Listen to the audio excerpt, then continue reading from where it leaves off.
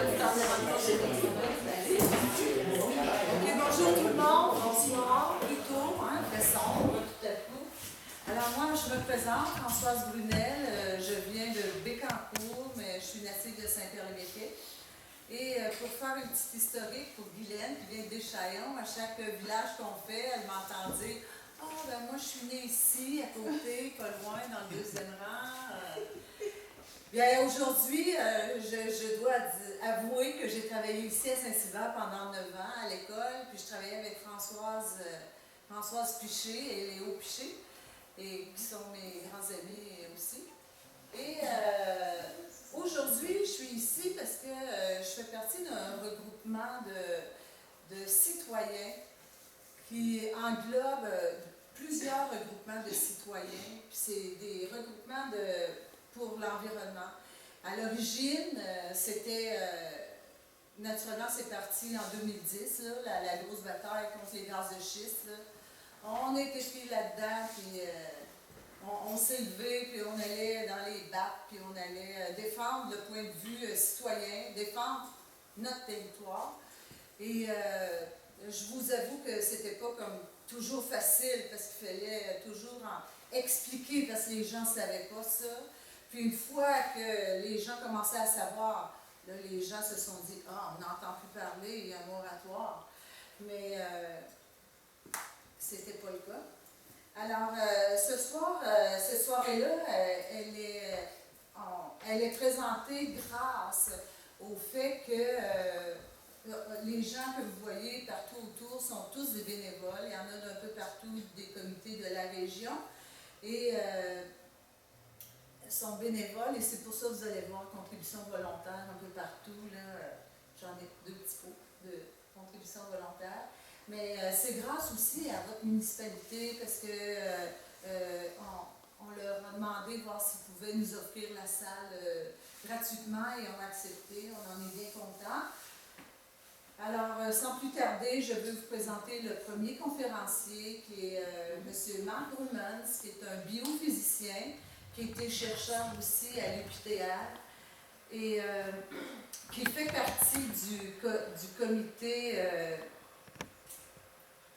collectif scientifique. J'oublie toujours ce mot-là. Du collectif scientifique sur les gaz de schiste. Alors, on est chanceux de l'avoir avec nous. Alors, je vous le laisse. Bonne soirée à vous. Bonsoir à tous. Vous pouvez toujours vous rapprocher si vous pensez que vous êtes trop loin, parce que l'écran a une certaine dimension, on ne peut pas faire autrement. Je voulais aussi vous indiquer que je vais faire ça en 2 parties. La première partie, ça va concerner vraiment ce que c'est le gaz de schiste, ce que c'est la fracturation hydraulique, un peu l'histoire de ce dossier-là. Tandis que dans la deuxième partie, je vais simplement parler de la loi des hydrocarbures qui a été votée à l'Assemblée nationale au mois de décembre 2016, au mois de décembre dernier. Donc, il y aura deux sections, entrecoupées d'une pause où vous pourrez prendre un café. Et puis après, ça va être Mme Denise Gendron, une ancienne mairesse, qui va venir vous parler de ce qu'on peut faire. Donc, on va commencer tout de suite. Ici, on recule au mois de juin 2010. On voit la ministre de l'Énergie et des Ressources naturelles, Mme Nathalie Normando, et qui dit qu'il faut faire tomber un certain nombre de préjugés. Par exemple, dans le domaine du gaz, les gens se demandent si on pose un préjudice aux nappes phréatiques lorsqu'on fait un forage. La réponse est non. Est-ce que les substances auxquelles on a recours pour forer sont polluantes? La réponse est non. Il était vraiment extrêmement catégorique dans son approche, et là, on était avant les audiences publiques du BAP, c'était avant les études environnementales stratégiques, etc. Quelques semaines plus tard, elle est invitée à Tout le monde en parle, et là, elle dit, ben écoute, on a besoin d'explorer, d'exploiter notre gaz de schiste pour préserver nos systèmes de santé et d'éducation. Ça nous fait des revenus, donc on en a vraiment besoin au Québec. C'est ce qu'elle affirmait à cette époque-là. Mais là, au même moment, il y a des comités citoyens qui se forment, il y a une grogne un peu partout dans la vallée du Saint-Laurent. Et quelques semaines après, il y a M. Jean Charest, qui était premier ministre du Québec à l'époque, qui décide d'aller lui aussi, à tout le monde en parle, il dit là, il faut que j'essaie de calmer tout ça. Et là, il annonce, à 3 minutes 40 de son entrevue, qu'on va faire une loi avec les standards les plus élevés au monde. De quelle loi il s'agit? Il s'agit de la loi sur les hydrocarbures, la loi dont je vais parler dans la seconde partie. Une loi avec les standards les plus élevés au monde. Bon, il était persuadé de son coup, sauf qu'à quelques minutes plus tard, à 5 minutes 50, il dit on n'est pas des experts dans le gaz de schiste, le gouvernement ne connaît rien là-dedans. Donc, comment faire une loi quand on n'est pas expert? C'est pas évident. Donc, il a dû se reprendre un peu pendant son entrevue. Et c'est pour ça qu'à 7 minutes, il dit bon, de toute façon, les gaz de schiste, c'est déjà encadré. On a la loi sur les mines, on a des règlements, et pour l'essentiel et pour l'avenir, c'est amplement encadré. Fait que, vendrez-vous pas avec une loi sur les hydrocarbures, on n'en a pas vraiment besoin. Mais là, on est en 2010. Tous les groupes citoyens sont en ébullition au Québec. Et là, ici, on a le président d'une compagnie gazière qui s'appelle Castel, une compagnie albertaine, M. Benyon, qui dit que là, il abandonne des projets. Ça commence à aller mal. On est seulement au mois de janvier 2011. Il dit, on va prendre un break, ça va donner plus de temps à la population pour mieux comprendre notre industrie. C'est ça qu'il disait. Il fallait qu'il nous éduque. C'est un terme qui a été utilisé à de nombreuses reprises. 1er septembre 2011, M. Benyon, qui est ici, présente dans des congrès aux États-Unis et à l'international, ça peut être en Norvège et ailleurs, présente la situation au Québec. Et il dit on a un problème d'acceptabilité sociale. Ici, on le voit avec Donald Martel, qui n'était pas député à cette époque-là. Et là, il se plaint de la situation. Il se dit c'est David contre Goliath. Mais là, Goliath, c'est pas l'industrie gazière. Non, non, non. L'industrie gazière, c'est David. Parce qu'on n'est pas des activistes professionnels, on est des ingénieurs. Nos opposants sont bien financés, bien organisés. Alors qu'il s'agissait de groupes citoyens comme vous et moi. Donc, ici, on voit bien que là, il y a comme la situation a comme changé, il y a comme viré de bord. Ils sont venus avec leurs gros sabots, comme on dit, et là, ils sont en train de se rendre compte qu'ils ont besoin d'acceptabilité sociale pour aller plus avant. 2012, on change de gouvernement. Le gouvernement Marois arrive au pouvoir avec deux ministres, Daniel Breton à l'environnement, Martine Ouellette à l'énergie. Donc, on se dit que tout va bien. Et en effet, à peine une semaine plus tard qu'elle a été nommée ministre, Martine Ouellette dit que je ne vois pas le jour où des technologies permettront une exploitation sécuritaire des gaz de schiste. C'est ce qu'elle dit. Le gaz de schiste au Québec, c'est pas comme l'Alberta. On est dans la vallée du Saint-Laurent, un territoire qui est habité, où il y a de l'agriculture. Ce qui fait dire à notre cher M. Benyon, il dit, bon, ok, moratoire, on parle de moratoire, mais moi, ça ne change rien mon plan de match. Qu'il y ait un moratoire ou non, ça change pas mon plan d'affaires. Pourquoi il dit ça? On va le savoir dans quelques minutes. C'est pas à cause d'acceptabilité sociale qu'il a ou qu'il n'a pas. C'est pas à cause de ça. Ici, on connaît encore la ministre Ouellette avec Lucien Bouchard et le PDG de Junex. Et là, la question du journaliste, est-ce que le gouvernement du Parti québécois pourrait fermer la porte au gaz de schiste? Et qu'est-ce qu'elle répond? Tant que nous n'aurons pas toutes les informations, je crois que toutes les options sont ouvertes. On voit qu'il y a eu un changement dans son discours entre le mois de septembre et le mois d'octobre. Il y a quelque chose qui s'est passé à ce moment-là.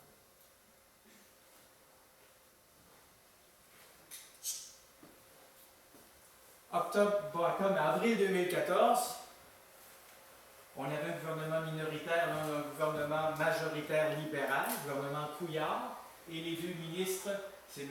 Heurtel à l'environnement et M. Arcan à l'énergie. Ce sont les deux ministres qui interagissent dans les dossiers du gaz de schiste et du pétrole, etc. Et quelques semaines, quelques mois après, il y a un gros rapport du BAP, parce que pendant le temps du ministre Blanchette, il y avait eu un BAP sur la question qui était dérivé d'études environnementales stratégiques, c'est dérivé un BAP. Et puis le rapport, qu'est-ce qu'il dit? Il n'est pas démontré que l'exploration et l'exploitation du gaz de schiste dans les basses terres, avec la fracturation hydraulique, serait avantageuse pour le Québec. C'est la conclusion générale. Le premier ministre Couillard n'a presque pas le choix de reculer. Une journée ou deux plus tard, au téléjournal, avec la journaliste Céline Galipeau, il dit qu'il n'y en aura pas d'exploitation du gaz de schiste. Carré. Sauf que le lendemain, dans le Devoir, dans les journaux anglophones, c'est pas le même discours. Il dit non, il n'y aura pas de moratoire sur la fracturation hydraulique. Je n'aime pas les moratoires parce que quand vous mettez un moratoire en place, vous verrouillez la porte. Je veux que les portes restent ouvertes. Toujours la notion de porte. Moratoire, ça ferme la porte. On ne veut pas fermer la porte, on ne veut pas de moratoire, on veut laisser toutes les options ouvertes. Monsieur Legault, lui, il dit si c'est un non, c'est irresponsable. Il y a des régions comme Bécancour où il y a une acceptabilité sociale. Je ne sais pas où il avait été chercher cette acceptabilité sociale-là, parce qu'il y avait quand même, on est en 2014, il y a déjà eu l'opération Vous n'entrerez pas chez nous, où les gens ont signé des formulaires pour leur dire qu'ils ne sont pas intéressés à avoir des gazières sur leur terrain. 2015, Pierre Arcan dit inquiétez-vous pas, les municipalités, vous allez avoir des redevances. 40% des redevances qui parviennent aux provinciales vont retourner aux municipalités s'il y a, du gaz de schiste ou du pétrole de schiste. Ici, on le voit encore avec M. Binion au centre, lors du congrès annuel de l'Association pétrolière et gazière qui se tient chaque année à Montréal. Et qu'est-ce qu'il dit? Il dit que le gouvernement va fournir à l'industrie un environnement réglementaire, stable et prévisible. Ce qu'il leur dit, grosso modo, c'est que la loi sur les hydrocarbures, elle est prête, elle n'est pas encore publiée, mais elle est déjà là. Inquiétez-vous pas, vous n'aurez pas trop de surprises. Et il y a des règlements aussi qui vont parfaire l'encadrement. Novembre 2015. Mars 2016, Castel est découragé. Trouve ça avance pas vite. Et où la loi? Es-tu dans les limbes, etc. Est-ce que le gouvernement va revenir sur le calendrier? Il y a plusieurs compagnies au Québec qui décident de partir. C'est ce qu'ils disent. Mais tous les permis d'exploration demeurent en vigueur. Ils ne partent pas avec les permis d'exploration, ils les laissent en place. 21 janvier 2017, là, il y a eu la loi sur les hydrocarbures qui a été votée à l'Assemblée nationale. Qu'est-ce que Michael Binion dit?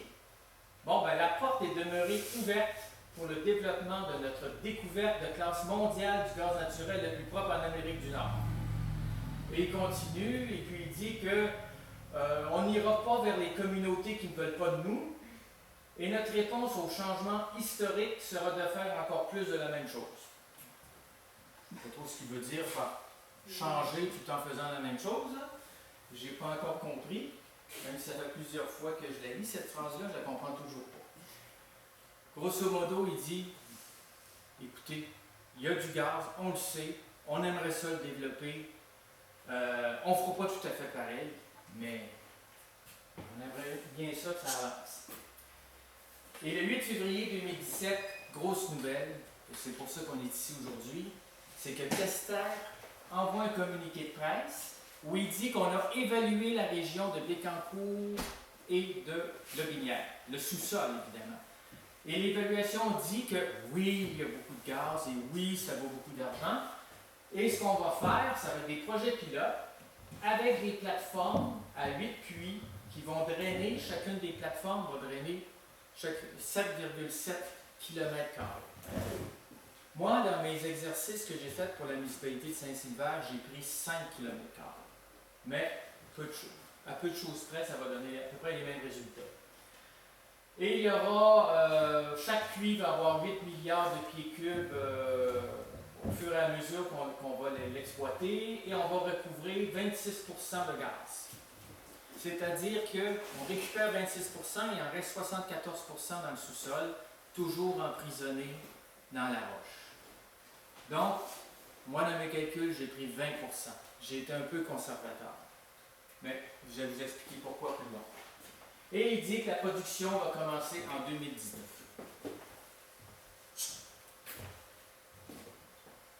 Après, il continue à faire des présentations, M. Binion, pour son entreprise. Et il y en a une que j'ai traduite en français, mais on apprend quand même des choses qu'on n'a pas appris par les journaux, ou que M. Binion n'est pas venu nous expliquer ici dans Bécancour ou dans le Binière.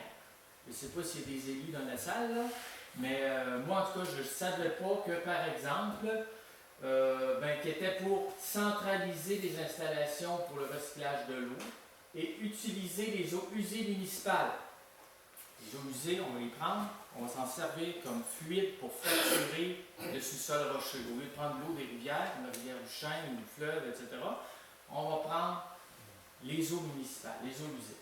Et on va prendre des pipelines préfabriquées qu'on va essayer de faire en sorte de raccorder rapidement les puits pour pas qu'il y ait des émissions fugitives, comme on dit.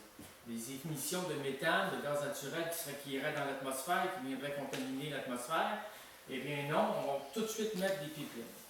Bon, des nouveautés que j'apprends comme ça en regardant les présentations de la compagnie Kester qu'ils ont rendues publiques auprès de leurs actionnaires, etc.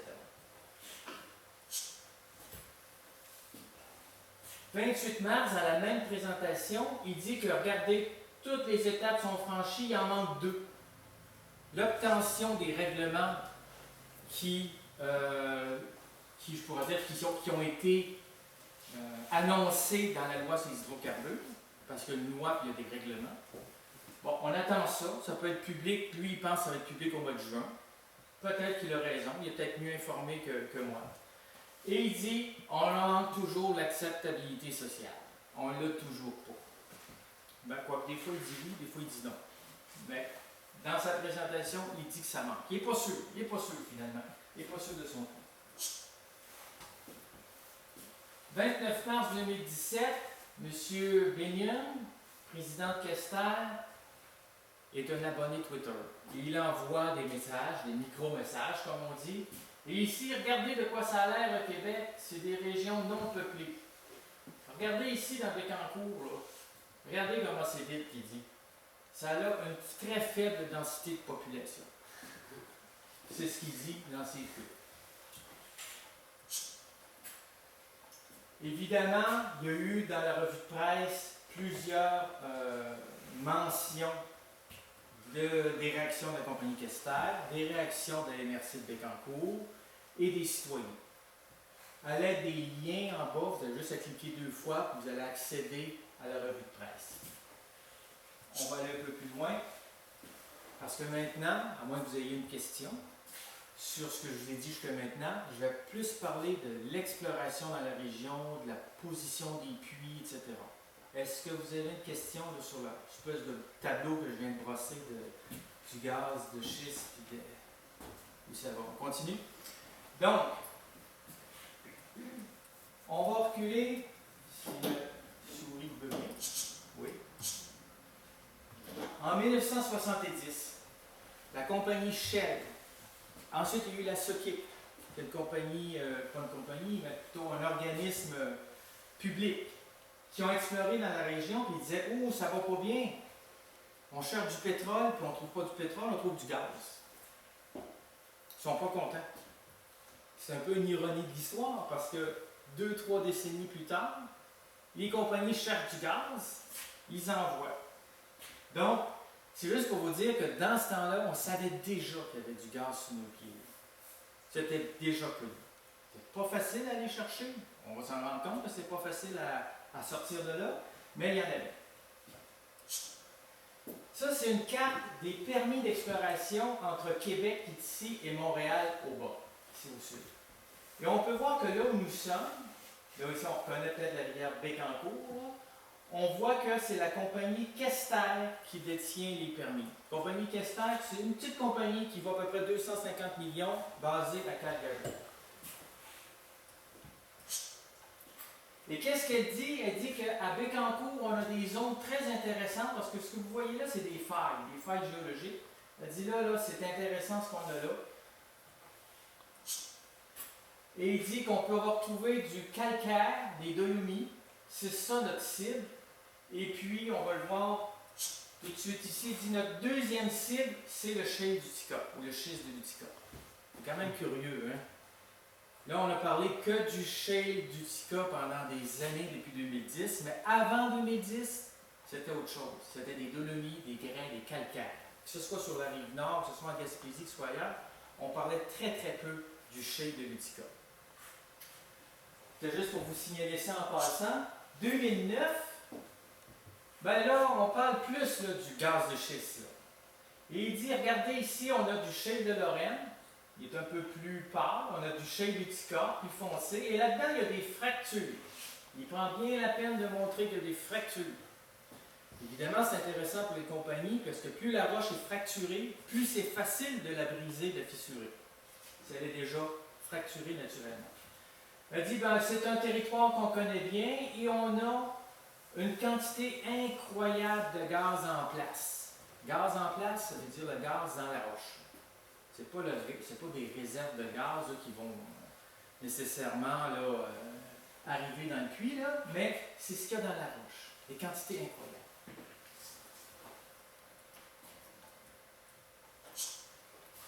Et il dit qu'il nous reste 1 an, et dans 1 an, on va partir les projets pilotes. Les projets pilotes multipuits, avec des plateformes multipuits, pareil comme on va voir plus loin. Déjà, c'était prévu en 2009, et ça devait arriver fin 2010, début 2011. Et qu'est-ce qui est arrivé à ce moment-là?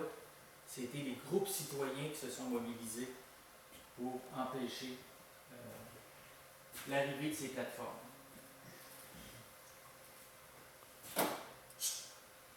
Il y avait des projets à Sainte-Françoise, Saint-Célestin, près d'ici, et à Saint-David. C'était les projets qui étaient ciblés par Kester à ce moment-là. Et comme il mentionnait dans ce graphique-là, il suffit d'encore un peu d'investissement. Ils étaient rendus à 250 millions de dollars d'investis. Rendus à 500 millions, c'était la phase commerciale, l'exploitation à grande échelle dans la vallée du Saint-Laurent. C'est ce qui était prévu. Bon, excusez-moi, je vous avec la souris. Là maintenant, en 2016, c'est la compagnie Repsol qui détient les permis de Kester.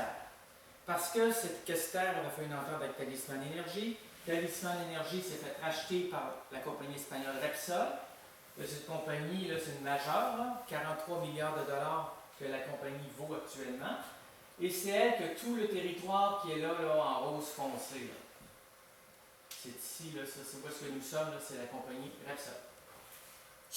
Et si on regarde où sont les permis au Québec, il y a dans la vallée du Saint-Laurent qui est ici en bleu. Il y a le Bas-Saint-Laurent, Gaspésie, Anticosti, et il y en a quelques-uns au Lac-Saint-Jean. Il n'en reste plus que 2. Puis comme on peut voir, là, 27% des permis se trouvent dans la vallée du Saint-Laurent. Le reste est ailleurs au Québec. Et ça représente 63 000 km². 54 000 km². Alors que la zone agricole, c'est 63 000. On voit que c'est quand même comparable, mais malheureusement, il y a du chevauchement. Dans la vallée du Saint-Laurent, là où sont les permis, on est en plein territoire agricole. En 2017, dans une présentation de Kester, on voit qu'ils ont des projets pilotes dans la région. Il y en aurait un à Saint-Édouard et il y en aurait un plus à Sainte-Sophie-de-Lévrard. Je dis ça parce que dans le rapport d'évaluation qu'on fait faire par une firme albertaine, ils ont creusé à certains endroits où il y a eu des analyses à partir des puits déjà forés. Et là, il y avait l'air de dire, oh, ça serait des spots intéressants. Donc, c'est quand même pas très loin d'ici.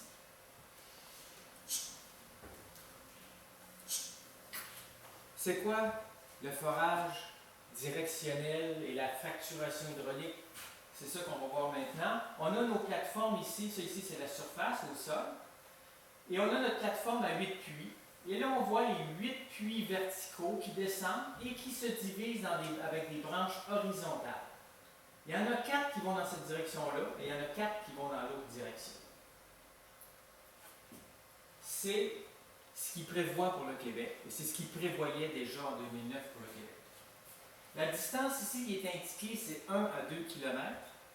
La réalité au Québec pour les prochains mois, prochaines années, c'est certainement plus de 2 km. On est rendu là, comme dirait la publicité. Une fois qu'on a fracturé, il y a un certain volume de la roche qui va être fissuré sur environ 50 mètres de part et d'autre du puits. Donc, tout ce segment-là de roche, mettons que c'est le shale de l'Utica, ils vont essayer de fissurer l'ensemble du roc pour récupérer le plus possible de gaz qui est emprisonné dans des petites poches de quelques micromètres de dimension.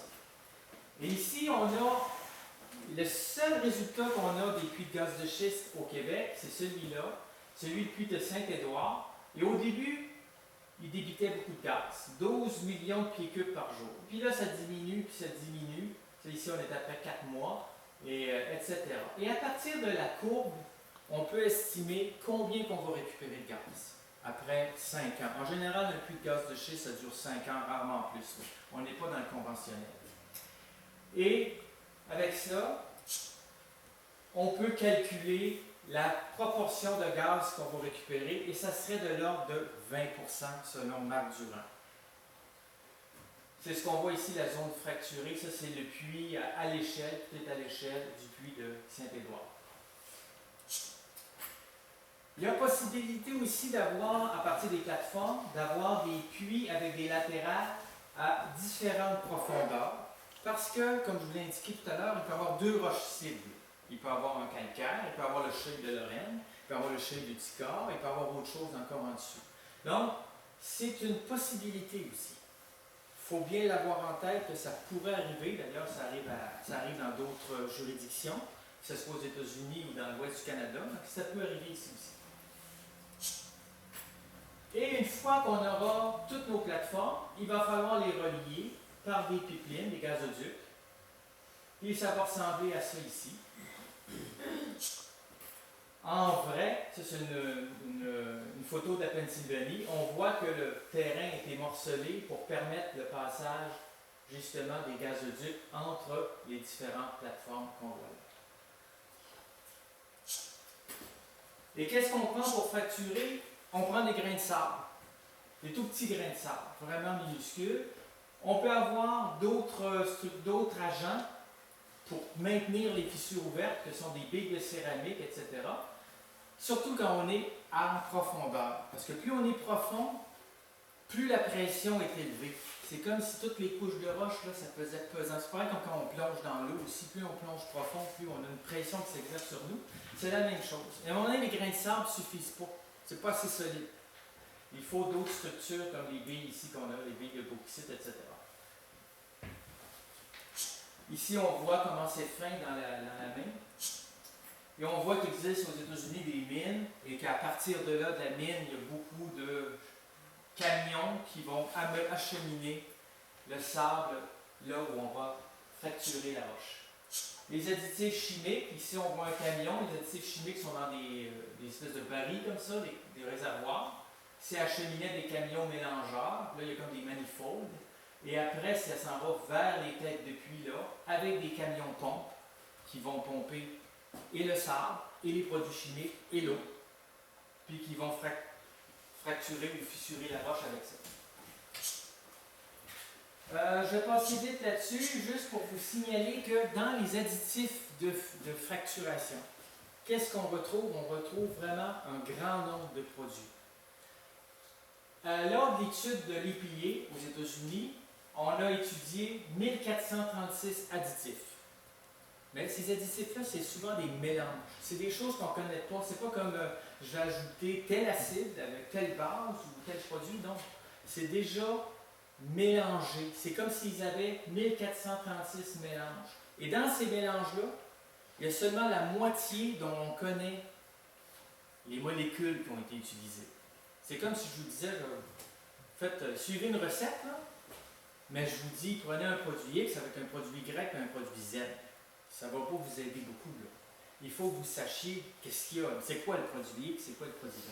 Et il y a juste la moitié des additifs dont on connaît la formule chimique. Et sans la formule chimique, on ne peut pas rien en dire. Moi, je suis un scientifique. Si vous m'arrivez sans la formule chimique, je ne pourrais pas aller doser, je ne pourrais pas savoir ce qui pourrait arriver avec la roche dans le fond du puits. C'est impossible pour moi. Donc, c'est un problème que l'industrie a. L'industrie a des secrets. Et plus que ça, c'est que même l'industrie elle-même, si elle voulait savoir ce qu'elle met dans le puits, elle ne le sait même pas elle-même.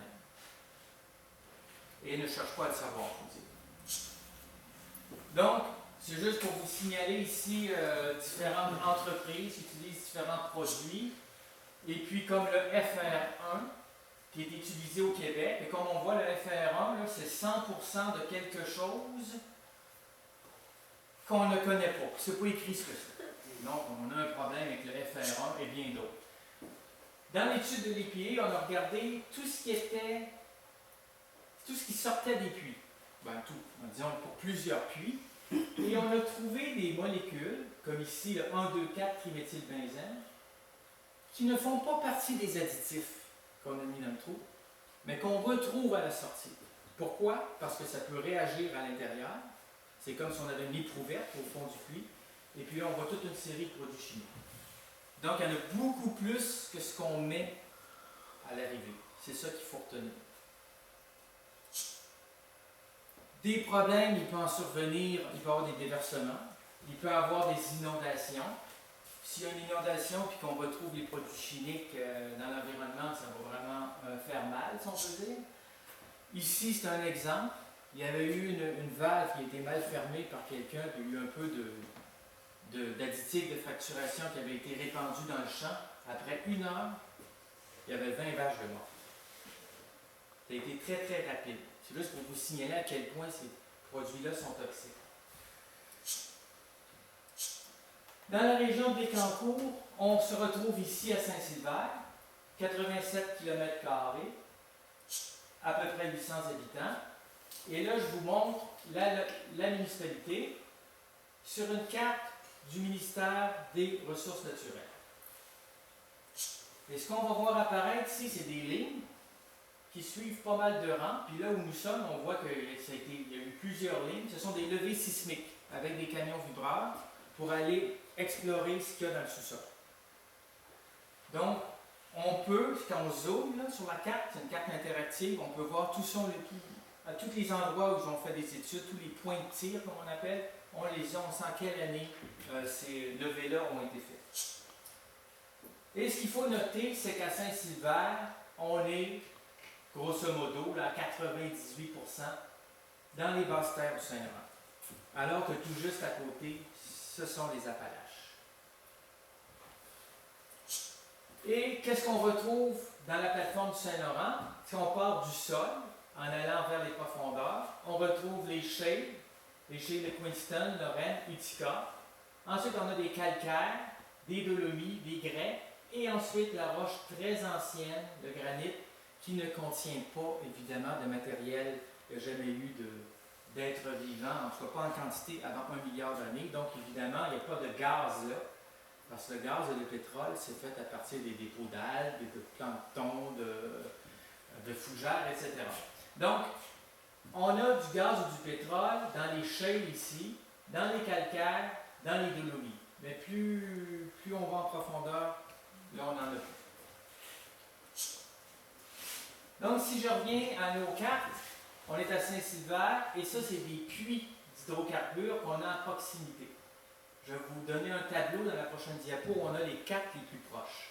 Et ce qu'il faut noter, c'est qu'à Saint-Sylvère même, dans la municipalité, il n'y a pas de puits ou d'anciens puits d'hydrocarbures. Ça ne veut pas dire qu'il n'y en aura pas, mais il n'y en a pas.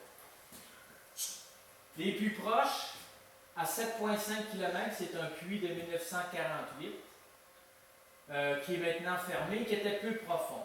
Mais par après, en 1993, un puits à plus de 3 km qui est fermé, le A222 de la compagnie Bow Valley, Et le A283 est important, la compagnie Talisman, qui a été foré en 2010, c'est le puits de Sainte-Gertrude. C'est un puits qui malheureusement fuit et fuit encore. J'ai des petites séquences vidéo si vous voulez les voir tout à l'heure.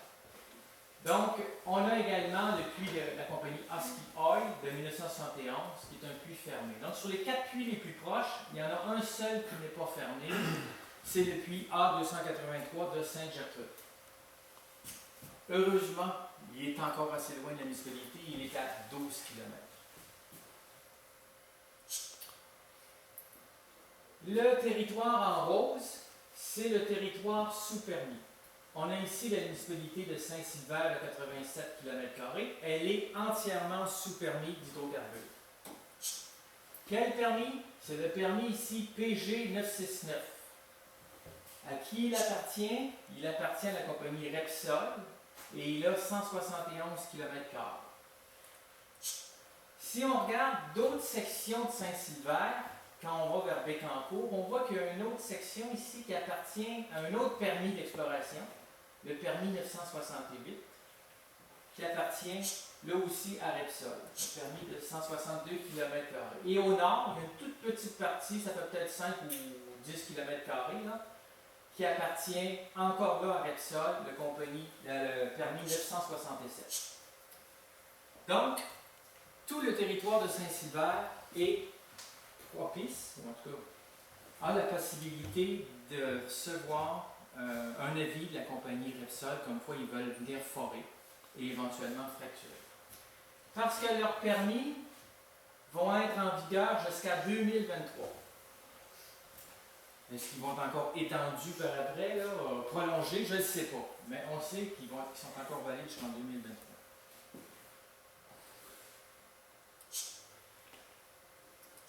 Si on regarde la situation du sous-sol à Saint-Silver particulièrement, on a 2 cartes ici. La Commission géologique du Canada, il y en a une pour le gaz, il y en a une pour le pétrole. Et plus c'est rouge, plus ça contient. Et comme on peut voir pour le gaz, c'est Saint-Hyacinthe et Cap-Rouge qui emportent la palme. Du côté du pétrole, c'est Masquinongé et puis Ancienne-Lorette. Mais malgré tout, Saint-Silver est vraiment au centre de la zone de l'Utica. C'est une zone où on a de l'Utica sous les pieds. Donc, le ministère et le gouvernement avaient dit, bon, regardez, dans cette zone-là, là, c'est ça qui est ciblé. Un peu au nord, mais surtout au sud du Saint-Laurent. Et là, tout ce qui est, vous voyez les chiffres, là, c'est des puits, les derniers puits là, de gaz de schiste qui ont été forés. Il y en a une trentaine, il y en a eu 18 de fracturés. Et là où nous sommes, on est encore là, à peu près en plein milieu de la zone de l'Utica. Et lorsqu'il y a eu des études environnementales stratégiques, il y a eu une compagnie, Genivard, qui maintenant s'appelle WSP, qui avait établi que la zone numéro 1, entre Saint-Grégoire, Nicolet, Saint-Célestin, si on peut dire, et Saint-Antoine-de-Tilly, la zone qui est entourée de bleu ici, ça c'est la meilleure spot pour aller chercher le gaz. D'ailleurs, on l'a vu sur la carte précédente, là. Il y a Saint-Édouard de Leclerville, tout ça, il y a des endroits intéressants. Et il s'était dit, c'est un peu moins populeux que la région de Saint-Hyacinthe, c'est un peu moins d'agriculture, donc il s'était dit, là, si vous devez vous installer l'industrie, vous devriez aller là. Pourquoi? Parce que le gaz de schiste, ici, là où nous sommes, là, il est environ à 2 km de profondeur. Alors que sur la rive nord, là, il arrive presque à la surface. Donc, il est proche des nappes phréatiques. C'est plus intéressant pour les compagnies d'aller là où il y a 1, 2, puis 3 km de profondeur. Pas trop non plus, parce que si le shale est à 4 km de profondeur, ça va leur coûter cher pour aller chercher. Donc, ça, ce corridor-là, comme on a vu, c'est le meilleur corridor, le corridor numéro 2. On est là. Quelle est maintenant l'épaisseur de roche, de shale? Ici, à Saint-Silver, là où on a l'étoile, on est autour de 200 mètres d'épaisseur. Et les compagnies nous disent, et puis les analystes financiers, tout ça, les courtiers en action, ils savent qu'à partir de 50 mètres d'une roche cible qui contient du gaz ou du pétrole, c'est intéressant, il y a un potentiel digne de mention. Donc ici, on est à 200 mètres. Tantôt, je vous ai montré deux cartes, celle pour le gaz, celle pour le pétrole. Je vous remonte celle pour le gaz. Et là où nous sommes, à Saint-Sylvère, on est un peu éloigné des sweet spots, les endroits où il y a plus de gaz. On est un petit peu dans une zone là, où il y en a moins, qu'on pourrait estimer à 10 milliards de pieds cubes par mille carrés. Oui, il y a une question. C'est une différence quoi entre du pétrole et du gaz? Ben, il y a une grosse différence, c'est que le gaz, c'est un gaz, ça peut s'échapper dans l'atmosphère, Oui. tandis qu'un pétrole, c'est huileux, ça a une certaine viscosité, c'est liquide, on le transporte par camion, tandis que c'est... Évidemment, le pétrole il peut se transformer en essence, etc. Mais là, je ne veux pas embarquer là-dedans, mais le gaz, c'est le gaz naturel, c'est le méthane. Donc, on se trouve ici à 10 milliards de pieds cubes par 1000 carrés.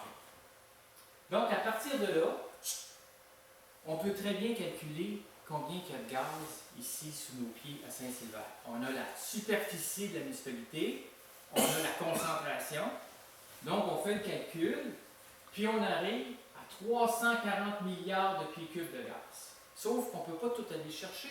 On peut aller chercher seulement un cinquième, 20%. Donc, 200 millions de dollars. On a 200 millions de dollars sous nos pieds. Comme vous n'êtes pas trop nombreux, ça fait 240 000 $ US par personne. Si vous êtes 3 chez vous, ça fait peut-être quasiment un millionnaire. Bon, c'est bien fun ça, sauf que le sous-sol n'appartient pas aux propriétaires ici au Québec. Depuis déjà 30 à 40 ans, c'est l'État qui détient le sous-sol, qui est propriétaire du sous-sol. À combien de pieds? À partir de, je dirais, 6 pieds peut-être, du 3 mètres. Là. Ah. Tout ce qui appartient, tout ce qui est en dessous, ça appartient à l'État. Donc, c'est juste pour vous signaler que, oui, il y a du gaz à Saint-Sylvère, même si ce n'est pas le meilleur endroit, il y en a déjà une quantité appréciable. Mais il y a un petit problème, c'est qu'il faut aller chercher ce gaz-là. Et pour aller chercher, il va nous falloir 15 plateformes de 8 puits. Donc 120 puits. Et ça coûte 16 millions par puits. Les compagnies vont vous dire non, non, ça coûte 10 millions. Là, je le sais, ils vont vous dire ça. Ils n'ont pas tort. Pour forer puis fracturer, ça va leur coûter 10 millions. Mais pour raccorder les puits, pour les chemins, pour tout le reste à côté, il faut en rajouter. Là. Et plus ça va, plus ça coûte cher. Fait à 15 ou 16 millions, je pense être raisonnable. Donc, 120 puits, 16 millions, ça fait 1,9 milliard. Là, il y a quelque chose qui ne marche pas. Ça ne balance pas en toute l'affaire. Ça nous rapporte 200 millions, ça nous coûte 1900 millions. Donc, c'est pas rentable. Pourquoi? Parce que le prix du gaz est beaucoup trop faible. Ici, on le voit, le prix du gaz naturel à New York, ici, il est autour de 2,3 dans les années 90, puis là, il s'est mis à monter un peu, puis là, il est allé jusqu'au-delà de 10 $ le millier de pieds cubes, puis là, il redescend, puis on est rendu entre 2 et 3. Là. Donc, on voit que là, maintenant, là, le prix du gaz est trop faible. Et c'est pour ça que Bennion aussi, il avait dit que le moratoire, ça ne le dérangeait pas. Il espérait que la chute qu'on a connue là, entre 2008 et 2010, que ça remonte comme c'était avant, à 10, 12, 15 $ le millier de pieds cubes. Malheureusement, ce n'est pas arrivé. Pourquoi? Parce qu'aux États-Unis, il y a eu le shale, il y a eu le Marcellus, il y a eu d'autres gisements de gaz de schiste, et puis ils en ont tellement sorti que le prix sur le marché demeurait bas. Et ici, on peut voir que quand le prix est bas, les opérations des compagnies gazières sont déficitaires. C'est ça qu'on voit dans la chevrerie. Donc, à l'heure actuelle, s'il y a des compagnies qui viennent à Saint-Sylvère, c'est juste pour foutre le bordel. Ils ne sont pas vraiment sérieux. Ils ne veulent pas nécessairement exploiter l'entièreté du sous-sol. Parce que le prix du gaz est trop faible et parce qu'il n'y a pas assez de gaz à Saint-Sylvère. Ça ne veut pas dire qu'il n'y en aura pas ailleurs, par contre. Et s'il y a une exploitation de gaz de schiste à proximité, il y aura quand même beaucoup de camionnage et d'autres inconvénients. Bon, je vais passer vite sur ces tableaux-là, juste pour vous faire la différence entre ce qui se passe du côté gazier et du côté minier. Le côté minier, là aussi, on a des cartes interactives. Saint-Sylvain est là avec l'étoile. Et puis là, on voit apparaître les failles géologiques. La faille d'Aston, la faille de Logan, qui délimite en quelque sorte les basses terres du Saint-Laurent des Appalaches. Et puis, on se rend compte aussi que là où nous sommes, on est dans une zone à haut risque sismique. À cause de la présence des failles, mais pas juste à cause de ça, parce que le Québec, on est un endroit d'Amérique du Nord où il y a beaucoup de tremblements de terre. Et la loi des mines prévoit des exclusions. Il y a des choses, comme on le voit sur la carte, là où nous sommes présentement, là, la bibliothèque municipale, là, il n'y a aucune compagnie minière qui peut faire une mine ici. Pourquoi? Parce qu'on est dans un territoire où il y a des contraintes majeures. Tout ce qui est en vert, là, c'est des contraintes majeures. C'est des territoires urbanisés, si on peut dire, des noyaux villageois, qui font en sorte que, non, c'est défendu d'aller là. Partout ailleurs, oui, mais pas là. Et ni la zone qui est en rouge, qui correspond à la ligne de pylône RTL des cantons. Là aussi, compagnies minières ne peuvent pas, n'ont pas accès à cette zone-là. Oui, il y a une question? La zone qu'on voit, ce serait comme la route de l'école, ça? La route de l'école, oui, c'est ça. Il y a une petite section aussi un peu plus loin. Là. Puis pourquoi cette Qui mène- zone-là plus qu'une autre? Bonne question. Est-ce que c'est la MRC qui a fait des représentations auprès du ministère des Énergies et des Ressources naturelles? Je ne sais pas. Mais il y a probablement eu un schéma d'aménagement qui faisait en sorte qu'il y avait comme des zones d'urbanisation ou de villégiature, d'urbanisation plutôt, et qu'on considère que cette zone-là, c'est une zone où les minières n'ont pas le droit d'aller. Parce que c'est des résidences qui sont plus récentes. Probablement parce qu'il y a plusieurs résidences.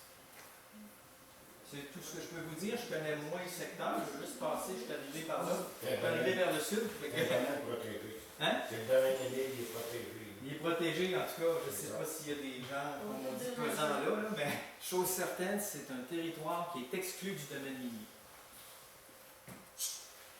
Et il y a des zones en jaune, ici en orange, soit pour le cerf de Virginie, ou alors des zones de villégiature, comme au Lac-Rose à Sainte-Marie-de-Benford, etc., comme on voit ici du côté de Maddington. Mais ça, ces zones-là, les compagnies minières peuvent y aller sous certaines conditions. Ce n'est pas un non catégorique, c'est un oui mais. Donc, il y a quand même certaines zones, mais à Saint-Sylvain, il n'y en a pas de diable, comme on dit, à part ici, un peu sur le bord de la rivière des Cancours. À Saint-Sylvain, on a des tourbières, passablement. Mais on n'a pas de titre minier. Il n'y a pas de claim minier. Il y en a dans d'autres, en allant vers Manceau, puis en allant surtout en Estrie, il y en a beaucoup, là, mais ici, exempt d'exploration minière, pour le moment. Donc, pourquoi je vous présente ça? Vous me dire, ça vient faire quoi? C'est juste pour vous montrer que, du côté minier, la municipalité, elle a eu son mot à dire, ou la MRC. Tandis que, du côté gazier, non. C'est 100% du territoire de Saint-Sylvain qui peut être foré et fracturé éventuellement. Donc, c'est ça la distinction. C'est qu'à l'heure actuelle, les permis d'exploration, c'est des grandes parcelles qui peuvent aller jusqu'à 250 km² d'un seul tenant, où il n'y a pas de petits trous d'exclusion. Les compagnies peuvent venir. Pour ce qui est de l'eau, ben là, on voit que l'eau et l'agriculture, ça va ensemble. Donc, tout ça, c'est territoire agricole, sauf la petite section ici, le noyau de Saint-Sylvain. Et puis, on a des sols en culture de différentes couleurs. En jaune, c'est le maïs, etc. En rouge, c'est la canneberge. Bon, peu importe. C'est juste pour vous signaler que vous avez quand même beaucoup de sols cultivés dans la municipalité. Quelques zones agroforestières. Et vous êtes dans un bassin versant qui est celui de la rivière Bécancour, qui est là ici en bleu foncé, et celui de la rivière Gentilly, qui est en gris. Donc, deux grands bassins de 2600 et 300 km². Bon, c'est toujours intéressant de savoir les bassins versants, parce que s'il y a un déversement quelque part, ça risque de suivre le bassin versant et de se retrouver éventuellement au fleuve, s'il y avait une contamination. on est dans des zones où les nappes aquifères, les nappes souterraines, sont semi-captives. Donc, un certain passage avec les rivières, mais ce n'est pas non plus des nappes qui sont considérées libres, avec des rivières souterraines. Pas tout à fait le cas, n'est pas mitoyen. Et ce qu'on peut voir aussi, où nous sommes, dans une carte avec différentes couleurs, c'est que justement, l'indice de vulnérabilité de nos nappes aquifères dans la région sont grosso modo moyennes. Il y en a que la vulnérabilité est beaucoup plus faible en allant vers Sainte-Gertrude-Bécancour. Il y en a d'autres, c'est beaucoup plus élevé. Quand on va vers Louisville, on a des zones où c'est très dangereux, si on peut dire, de faire un déversement parce que le sol est poreux, parce qu'on peut rapidement affecter la nappe phréatique. Mais là, il s'agit de déversement du sol vers la nappe phréatique. Ça ne dit pas quelle est la vulnérabilité du sous-sol vers la nappe phréatique. Autrement dit, parce qu'avec l'industrie gazière, il peut y avoir des contaminations en surface comme en sous-sol. Juste vous signaler que 40% de l'eau que vous soutirez est d'origine souterraine et que vous avez un système d'aqueduc, selon ce que j'ai trouvé sur Internet, qui dessert 230 habitants. Mais comme vous êtes 800 habitants, ben, il faut qu'il y ait des puits individuels. Donc, j'ai calculé qu'il devait y avoir environ 250 puits individuels. Est-ce que je pourrais savoir si parmi vous, ceux qui ont des puits d'eau individuels qui ne sont pas par l'aqueduc? Il y en a quand même plusieurs. Il y en a plus de la moitié. Donc, c'est important pour vous de surveiller votre eau si éventuellement il y aurait une exploitation de gaz de schiste. Les puits d'eau que j'ai trouvés, moi, à la banque SIH, qu'on appelle la banque hydrogéologique du ministère de l'Environnement, c'est celle-ci. Nous sommes présentement là et on voit que toutes les espèces de flèches et de boules là, en bleu, là, c'est l'endroit où il y a des puits. Les puits, c'est à l'extrémité de la figure, là, de la petite icône. C'est là. C'est là que sont les puits. Il y en aurait 162. Il y en aurait peut-être plus. Selon l'ordre des géologues, il y aurait 2 fois plus de puits que de puits répertoriés au site du ministère. Protection de l'eau, il y a différentes normes. Il y a des normes bactériologiques, des normes biologiques, etc. Mais je vais vous parler des distances séparatrices. Donc, on ne peut pas forer un puits de gaz à moins de 100 mètres d'un chemin, à moins de 100 mètres d'une habitation, etc. Et il y a un nouveau règlement, celui de 2014 du ministre Hertel, qui dit qu'il ne peut pas avoir un puits de gaz à moins de 500 mètres d'un puits d'eau. Donc, c'est la règle du 500 mètres. Entre la tête de puits puis l'autre. Indépendamment de ce qui se passe en dessous. C'est la règle du 500 mètres. Si maintenant je reprends le même diapo, puis que je trace le 500 mètres, là, je vais commencer à essayer de vous montrer, ça c'est 1 km. Donc à 500 mètres, puis là il faut imaginer que ces petites zones de protection, ça sera autour de chacun des puits. Excusez-moi si je ne l'ai pas fait toutes, là, ça aurait été long. Mais c'est juste pour vous donner une idée. Là. Comme on peut voir, il y a de l'espace entre les zones de protection de vos puits d'eau, selon le règlement RTL. Et là, je vais vous montrer ce qu'on voit ici à Fortierville. On a une plateforme avec un puits de Junex, et puis la plateforme, elle fait 100 mètres par 100 mètres. Il y en a un autre ici à Saint-Janvier, c'est 100 mètres par 100 mètres. Sauf en Anticosti, dans certaines zones éloignées, là, c'est toujours 1 hectare ici dans la vallée du Saint-Laurent. Fait que ces petits pads-là, là, j'en ai mis. J'en ai mis 1, 2, 3, 4, 5. Je vous ai dit tantôt qu'il fallait une quinzaine de plateformes pour Saint-Sylvère. Ben là, j'en ai mis 5. Début d'exploitation gazière, si je peux dire. Chaque plateforme peut drainer 5 km² dans le sous-sol. C'est ce que j'ai représenté ici, là, avec le rectangle rouge. Avec 8 puits, là, on peut aller chercher tout ça. Donc, vous voyez que ça peut, tous les puits d'eau potable qui sont ici, là, sont à risque. Là. Ça peut être une autre orientation, parce que c'est la compagnie qui décide où est-ce qu'elle va forer. C'est pas la municipalité, c'est pas le propriétaire. La compagnie va forer dans une direction. On ne sait pas laquelle. C'est ça, c'est un problème ça aussi de ne pas savoir où est-ce qu'elle va forer. Mais imaginez que ça peut être dans l'autre direction. C'est ce que j'ai représenté ici.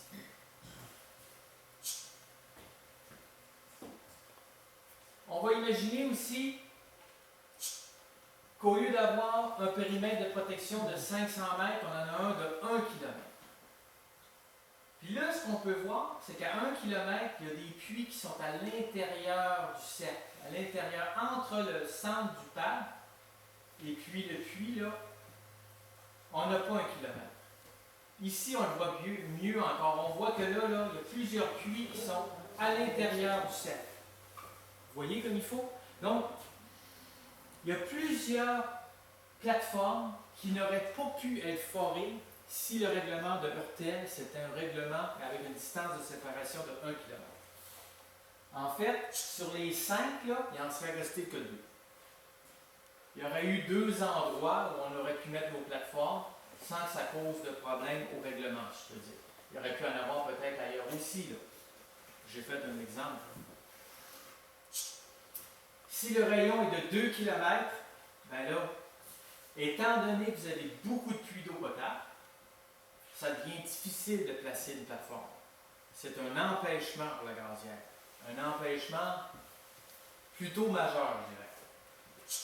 Et c'est ce qu'on voit ici, c'est qu'il n'y aurait pas de possibilité de plateforme parce que la distance entre les rangs, c'est un petit peu moins que 2 km.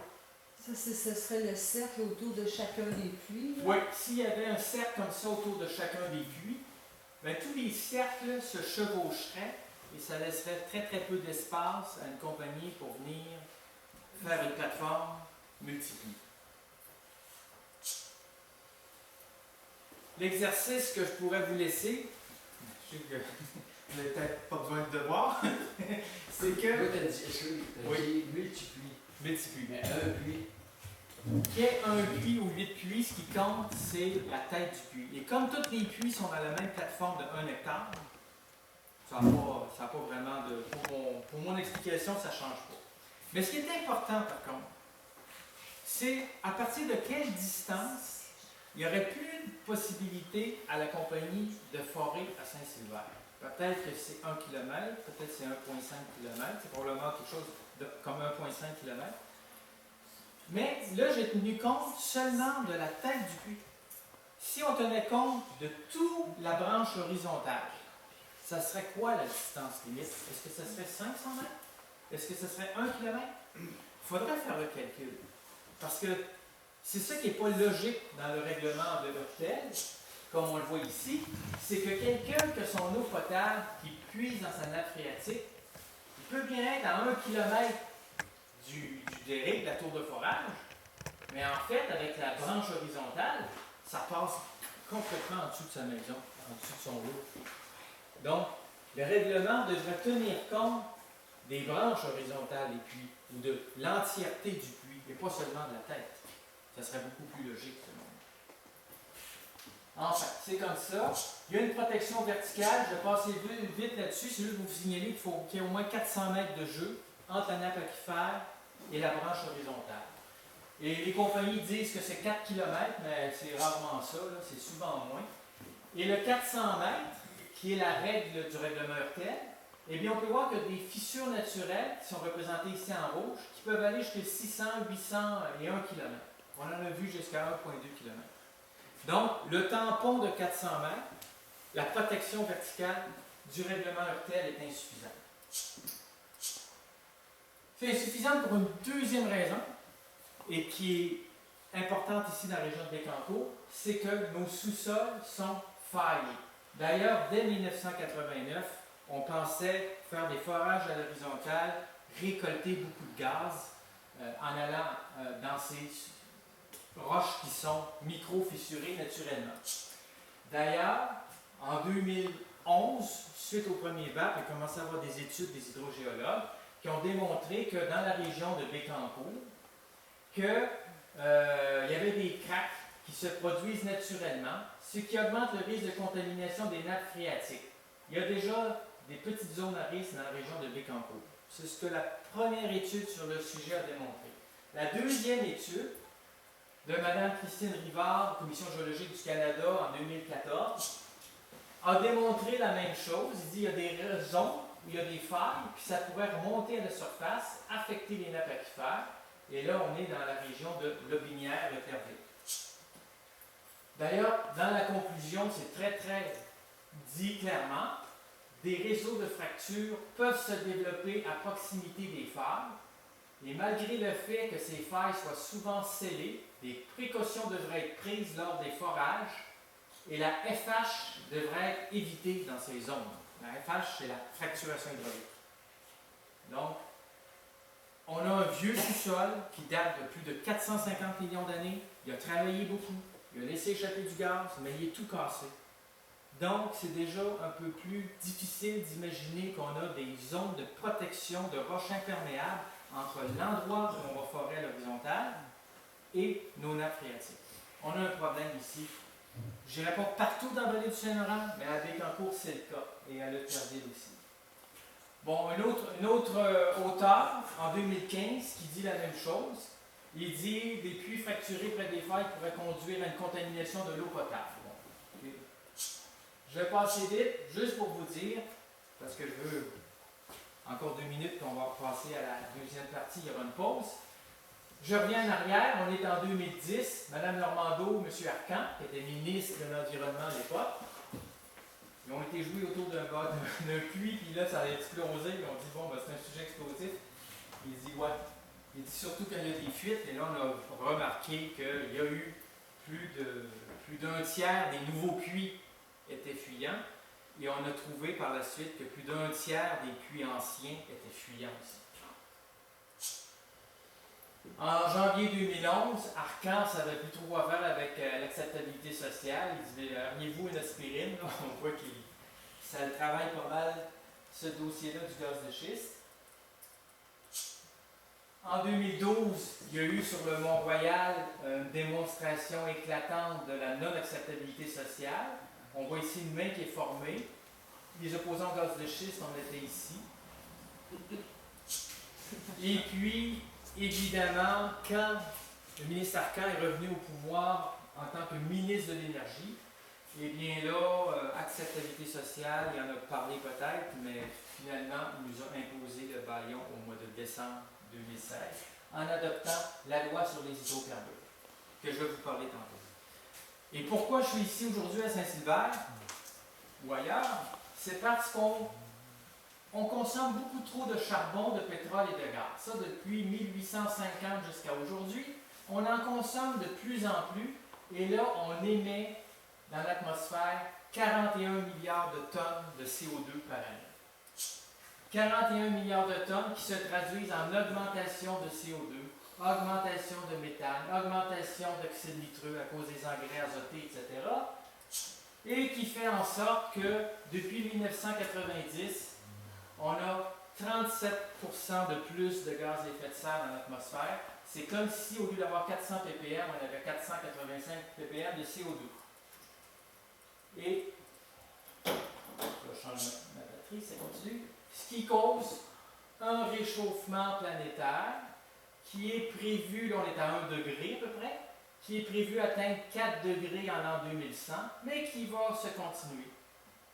Donc, ça ne dure pas juste quelques années, même si on arrêtait le robinet, là, on en a pour des siècles à vivre avec un climat qui a été réchauffé artificiellement par nous. D'ailleurs, il y avait un article qui a paru en 2017 où on disait qu'on entrait dans une nouvelle ère géologique, c'est l'ère de l'homme, l'anthropocène, et au lieu que le climat se refroidit, il se réchauffe 170 fois plus vite que prévu par les équations des scientifiques qui font de l'astronomie, etc., qui savent exactement c'est quoi l'effet du soleil. Eh bien là, non, notre combustion de gaz, de pétrole et de charbon nous amène à réchauffer la planète. Donc, il va vraiment falloir agir avant que le changement nous prenne par la gorge. C'est ce qui avait été dit par Winston Churchill à une époque. Lui, il avait donné la formule. Et je suis prêt à vous écouter avant d'arriver à la loi 106 tout à l'heure. Ouvrez les lumières.